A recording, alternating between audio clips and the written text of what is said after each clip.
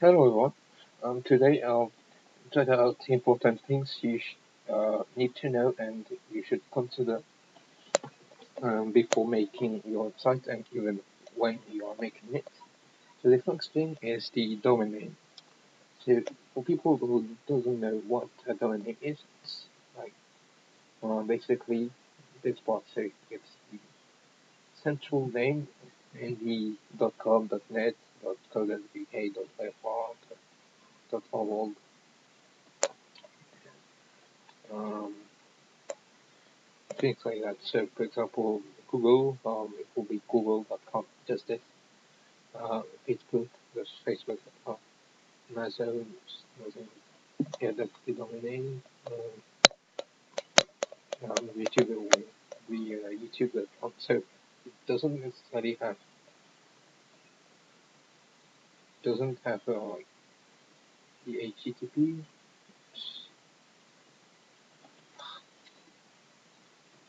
It doesn't have this part or even this one. Because that's called respectively the protocol and the subdomain or the category. So here this is the category and what's happening here, so it's the protocol, and that's just like um, directories, pages. The, the page doesn't have any name. That's just like PHP handling variables stuff. So the thing you should absolutely consider when choosing your domain name is that it has something to do with either your company name, your association, or yourself, or, or even the topic or topics that your website will treat of. So let's say you want to make a website on horror stories, creepypasta stuff. The name will be like horror hub, um, something like what decorations on the horror list, you know, something. And this goes for every single service uh, provider. So not only WordPress. Don't get me wrong. This is just an example of a platform could have used Webself or Wixie, um, One-on-One, and plenty other service providers, just like Joomla, uh, and so on. So no matter which service provider you use, no matter where you use it, so which country this service provider is used, or where you want your website to be stored, that won't matter. Right?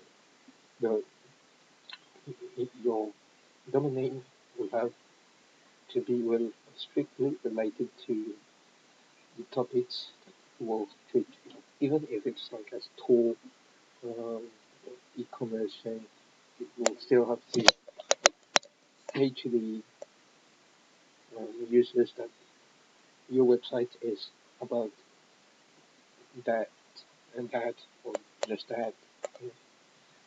Um, example, if you want to make a cooking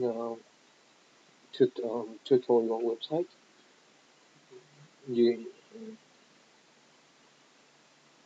in website shouldn't be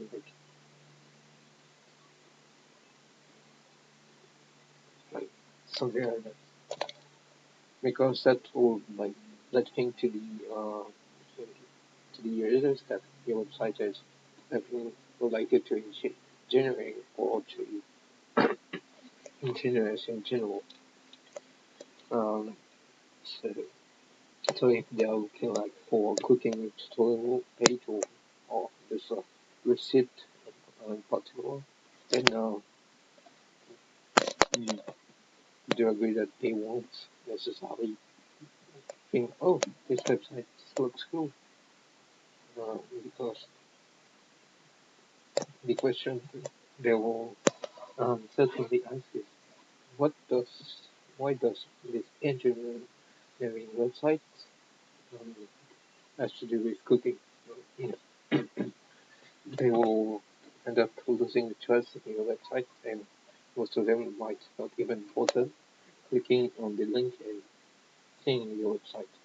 So you might end up stupidly losing traffic and visitors just because you chosen the domain, which will stay forever with you until you get right off the website.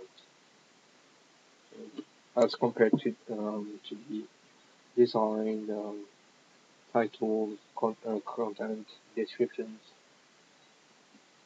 and stuff like that of the website can be seen when visiting it. That is the only thing you cannot change. So, so I insist that you need to think more than twice about your domain choice.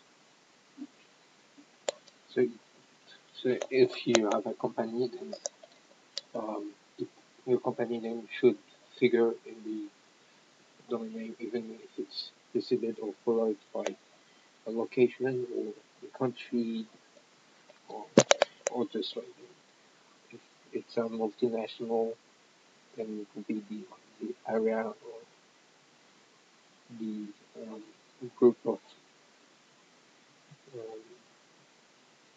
of the company. So this second thing is trying to get the design right. So what I mean by that is that you always try to get to find a design that is linked and can be linked to the topics to your website, or even straightly directly to the domain or the website's name.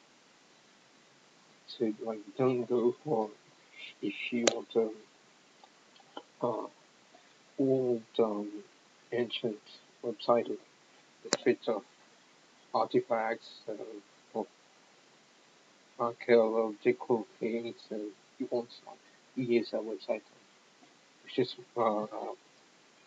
web design which is modern, technological oriented, because that won't make any sense.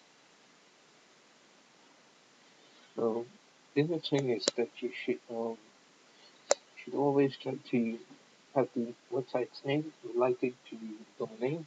So that's it doesn't have to be exactly the same as your domain name, but it's always something you're trying to go for, as it will make your website descriptions or anything that appears on the search engine results when your website pops up. Um, will always be more suitable to have a website name related to not only the topic or topic, also to the domain, which also has to be related to the same thing. Um, so the next thing is always try to choose the right keywords and to pay attention to the number of keywords you use. So never use too much keywords, especially um, the ones that do not have anything to do with the website or um, more precisely the page, or even more precisely the post, the blog itself. As this will result in town voting in the search engine, which is um, when you use SEO techniques, a really bad thing, as it will do the opposite effect of what you be looking for when using SEO techniques. So for people who don't know what SEO is, it's search engine optimization, which is basically trying to upvote, um, improve the rank of your website on pages.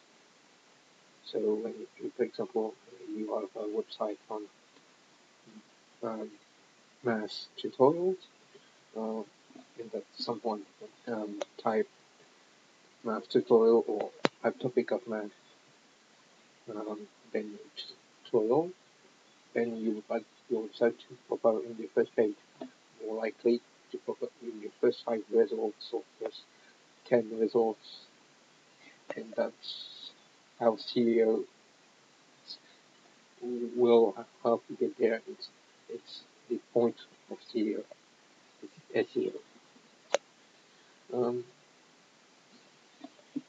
so now I'll also have SEO to be precise, as some of the other things contain website directly or um, touch to SEO more than you could think, and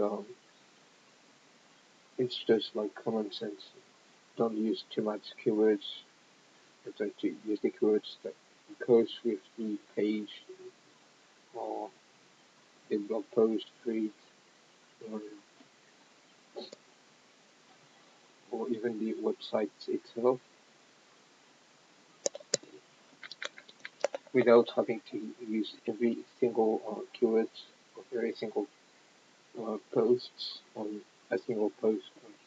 You have a post on the logarithm, and on another page or somewhere else you have a post on uh, trigonometry.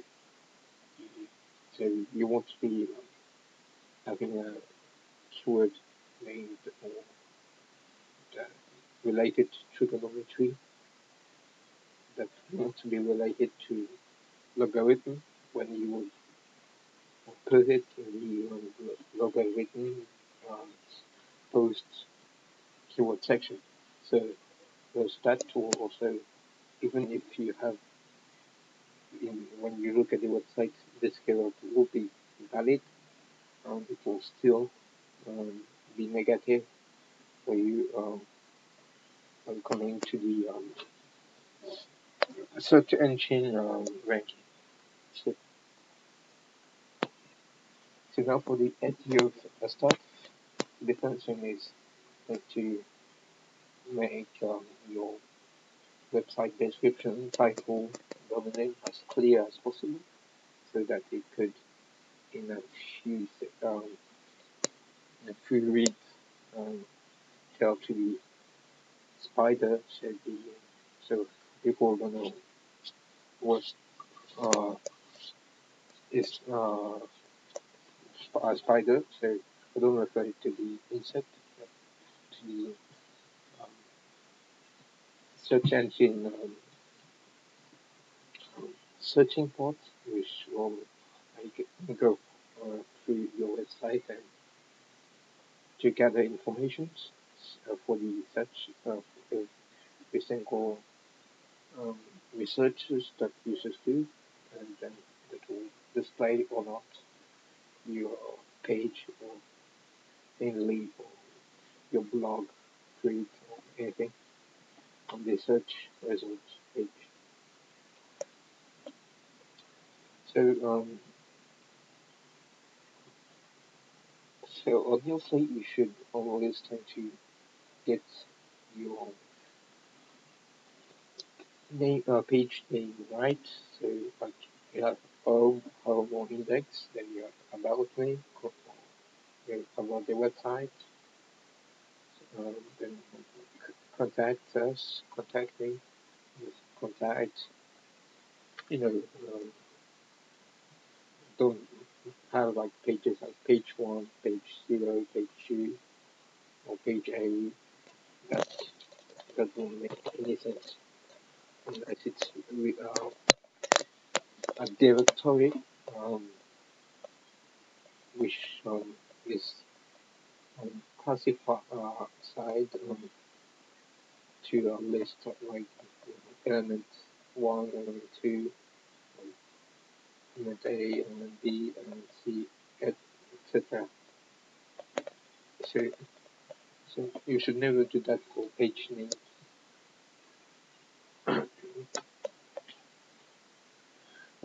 Then the next thing is trying to make the description as explanative. I'm not sure if it's politically, politically correct to say explanative, but after you get the idea, you should have your description that um, would answer the question, what is this website, what is this page about? Because if it doesn't answer it, then it's not a good description. Therefore, it won't be as advantageous for you to be upvoted on the result rank. Next thing is like um, well considering contact information like your name, email address, or eventually your phone number, stuff like that. So that it's pretty much flexible whether you have a website dedicated to a store or a blog post um, or like a tutorial, then you wouldn't necessarily have the same restrictions or to requirements about contact information. So starting from anonymous websites, you just use usernames from up to the store website where you they use phone numbers, contact information such as your name, your location, and opening times and stuff like that. The next thing is uh, which excuse me, is trying to have the design and the logos, images. More especially the banner and the logo. So yeah, this is a logo for people who don't know. The banner that can say that this website is about this, or can be directly related to the topics of the topic. So for example, if you don't have any idea about which color you could use or anything, then there's a couple of good websites out there where it could help you to use the right colors depending on what your website will be for. And, so like um, why you should use green instead of red, and stuff like that. And why you should use one color or two instead of 10, things like that. So that's all for the video. Hope you enjoyed. Thanks for watching. If you have any questions, please ask. And see ya.